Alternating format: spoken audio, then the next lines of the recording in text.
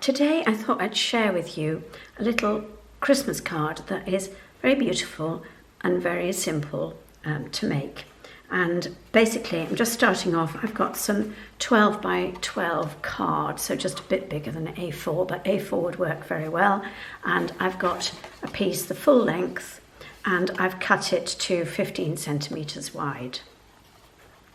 And I've scored it 1.5 centimetres from the top, so that's about 3/4 of an inch, and I've scored it at 17 centimetres from that top score line, and then done another score line at the bottom, and the residual, as you can see, is a bit shorter, but that's absolutely fine. This will form the back of the card, and at the moment I'm going to put it on one side. The next thing I did was to take a piece of card that is 17 centimetres long by 15 centimetres wide, and I took a bauble die. It's this large bauble, it's a good 14 centimetres from top to bottom, and cut that out. Now I don't actually want the very pretty bauble that comes with it, so I'm going to leave that for another project. I actually wanted the shape here.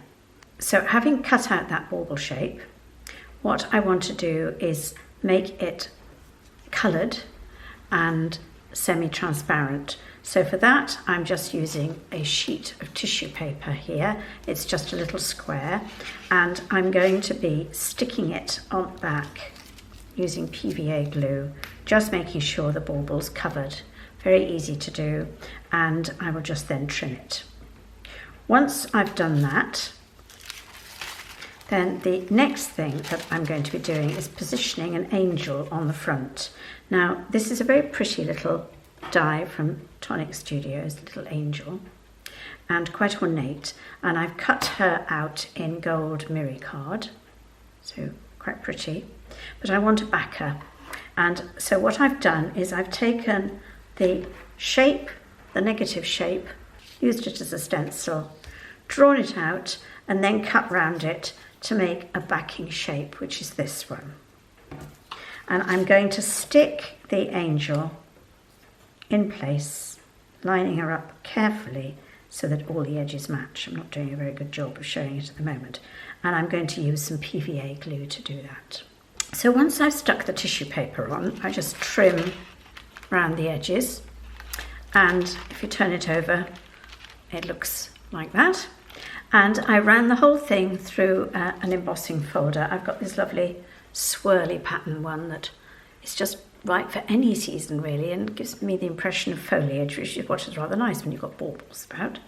Having stuck the angel on the white card, she looks rather beautiful, and I will be positioning her at the bottom of the bauble. I want to make her look as if she's sitting on the bottom of the bauble, because I think that's rather lovely. And then I've partially die cut out the top of that bauble, and I will do a tiny bit of paper piecing, but basically I'm going to do a gold top to the bauble, like that. Stick that in place. I've been using PVA glue, but you could use what you liked. And then I think I'm going to be strengthening this piece of card, because when you emboss card, it usually buckles a bit. So I'm cut out a second piece, in fact it was my practice piece with the bauble, and I will stick that on the back so that the tissue paper is framed and the card is strengthened. And I've cut out a Merry Christmas to position there. And then the next step, once I've stuck all those, is to finish off the card. So for the base card, I have cut out a little rectangle that's 12 centimetres long by 4 centimetres wide of the white card. Probably not going to use the whole length, but what I've also done is cut out this holly pattern here using this tattered lace holly border, and I have kept both sides of the waist and cut them too, because what I'm going to do is I'm going to stick that with a tiny white border there, have my holly in the middle,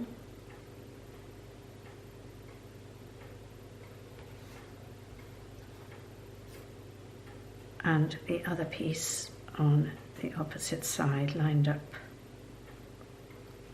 And I'll make sure that the borders match. And I'm going to just stick them in place using PVA glue, and then I will trim to size and shape. So while your base plate is drying, it's a good chance to stick your front piece in place on your main card. This is 1 centimetre longer than the back piece, and that's deliberate because I just want it to stand proud. But you need to line it up and get it straight. So I'm going to use all-purpose glue, and I am just going to stick that along that line. And in fact, you can use the base fold as a guide to make sure that you get it nice and straight. Once I've stuck my card in place, it folds over nicely. I'm now turning my attention to the base plate against which it'll rest, and I've cut out a piece of gold mirror card that's 5 centimetres wide, and I've made it just a couple of millimetres either side shorter because I just want to have a little white border around it. And I run it through my embossing folder with that same swirly pattern, and I've put some double-sided tape, I haven't taken the wax paper off yet, on the back just to lift it slightly, and then I will stick it in position close to the edge, making sure it's evenly positioned. And then the final touch, and I have put my decoration on the top, and that I'm going to position in the middle of the base plate there as decoration. So I will stick those in place, and then I can stand my card up and show you the end result. So this is the completed card. The angel sitting beautifully at the bottom of her bauble and just slots in behind the base plate, and you can just feed in an LED tea light behind.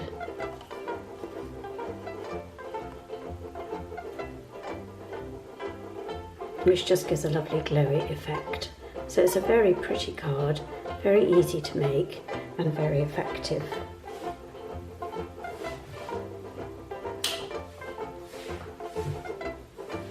And it can sit quietly on your mantel shelf, making a beautiful Christmas decoration as well as a lovely Christmas card that anybody will be happy to have.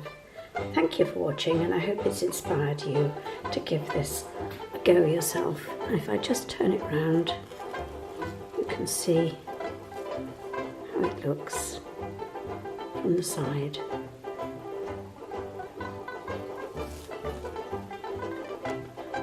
One to tuck away, might be a bit late for this year, but certainly nice and early for next. And I think we all need angels at the moment. Thank you for watching.